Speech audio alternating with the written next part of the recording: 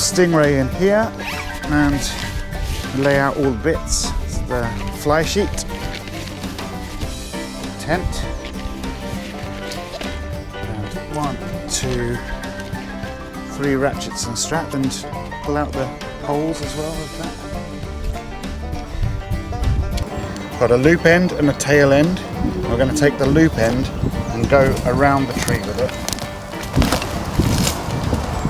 trying to keep the strap from twisting as you come around the tree, and then feed the tail through the loop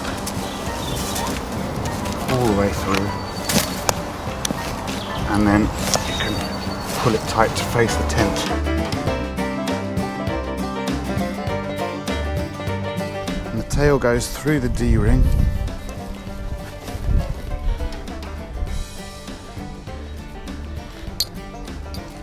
And then the ratchet goes through the tail.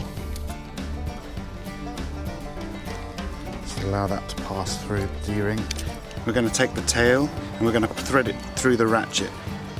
So we're going to go like that, and then over or under, it doesn't really matter. And I'm going to pull out all the slack.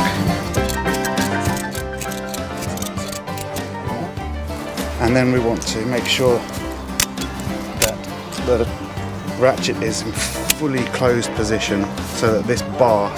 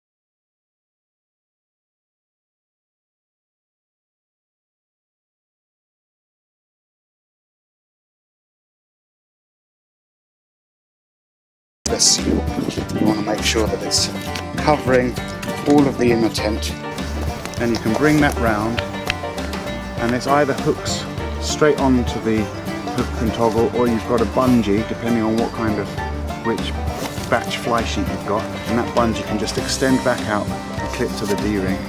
If you've got the pegs and bungee, then you can peg out your fly sheet very easily by touching that peg like that, and then making another loop in your bungee there, like that, which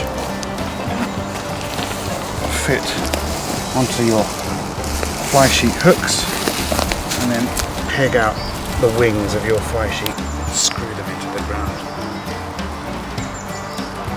to give you 160 square feet of covered area under the tent. Underneath the Stingray you can attach 3 hammocks if you like, so that the whole system will then be able to sleep 6, and you just attach them simply to the D-rings at the corners.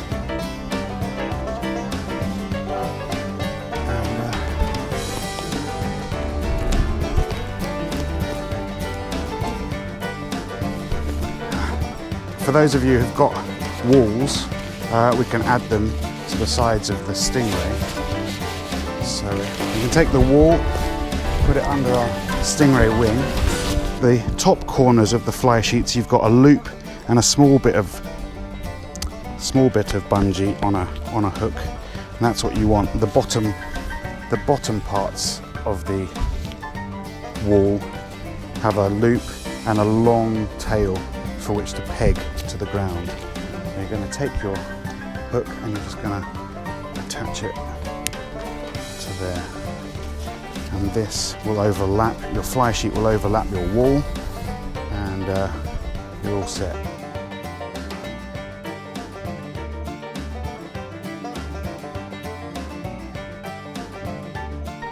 When it's time to take the fly sheet off, you can just attach the old fly sheet to itself around the D-ring, using that point as an anchor point, and then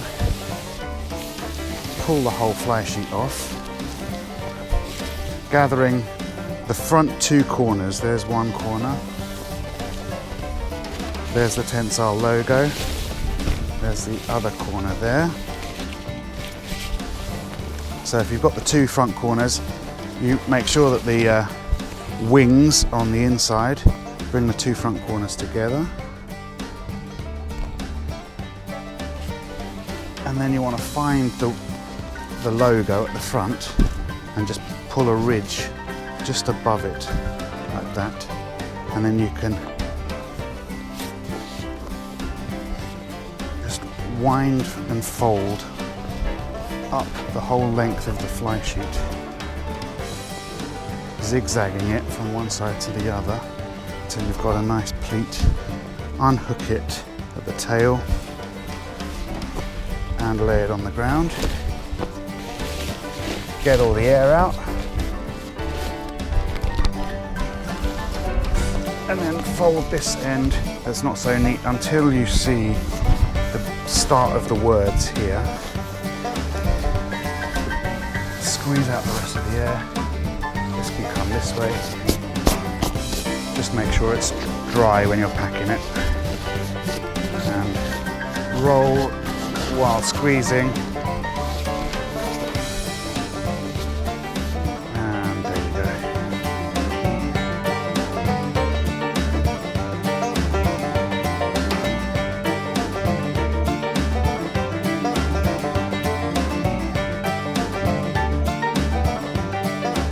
Because there's quite a lot of spring in the tent, that you'll get a lot of kickback when you pull the locking mechanism and you go to release your ratchet. So a little trick is take the tail of your ratchet and thread it, ratchet strap, and thread it through the locking mechanism. Then you can pull it open, and from way back here you can swing it round and your fingers are out of harm's way.